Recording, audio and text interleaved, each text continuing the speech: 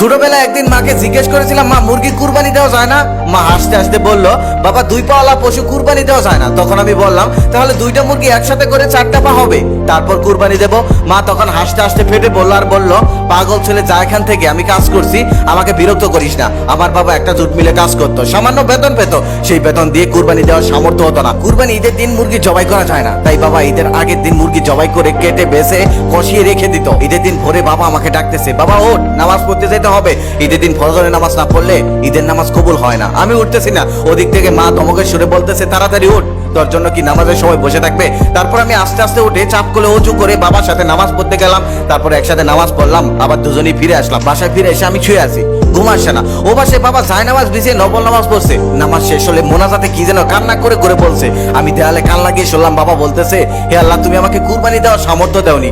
আশেপাশে সবাই কুরবানি দেয়, সবার সন্তানরা কুরবানির গরু নিয়ে কত আনন্দ করে, কত ফুর্তি করে, কিন্তু আমি কুরবানি দিতে পাই না। আমার সন্তান না জানি কত কষ্ট পায়। হে আল্লাহ, আমাকে তো সামর্থ্য দেওনি, তবে আমার ছেলে যখন বড় হয় তখন তাকে অনেক বড় কুরবানি দেওয়ার সামর্থ্য দিও।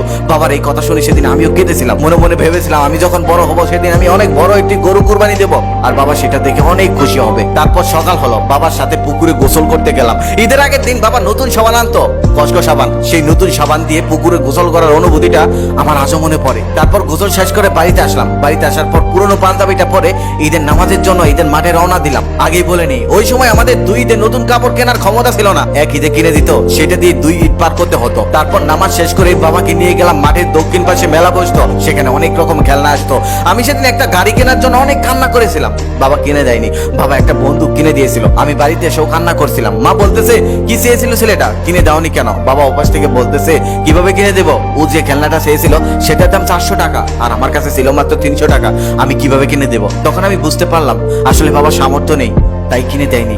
তারপর কান্না বন্ধ করে দিলাম। তারপর মা এসে আমাকে ডেকে নিয়ে গেল, সেমাই খেতে দিল, আমি সেমাই খেলাম। ঈদের দিন আমাদের তেমন কোনো কাজ ছিল না, কারণ আমরা কুরবানি দিতাম না। বন্ধু বান্ধবরা তাদের গরু নিয়ে ব্যস্ত থাকতো, তাই আমি আর বাড়ি থেকে বের হতাম না। বাবা মায়ের রান্নার কাজে সাহায্য করতো।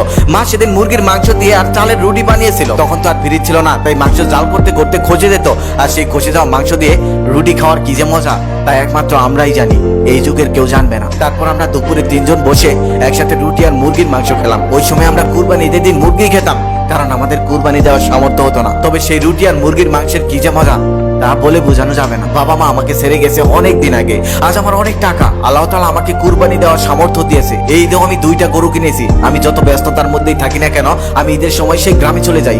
আমি বাবার সাথে যে মসজিদে ফজরের নামাজ পড়তাম সেই মসজিদে ফজরের নামাজ পড়ি, বাবার সাথে যে মাঠে নামাজ পড়তাম সেই মাঠে ঈদের নামাজ পড়ি। নামাজ শেষ করে এসে কুরবানি দেওয়ার পালা। তবে কুরবানি দেওয়ার ওইখানে আমি গেলাম না। ম্যানেজার এসে ডাকতেছে, স্যার সবকিছু তো রেডি, চলেন কুরবানি দেওয়া যাক।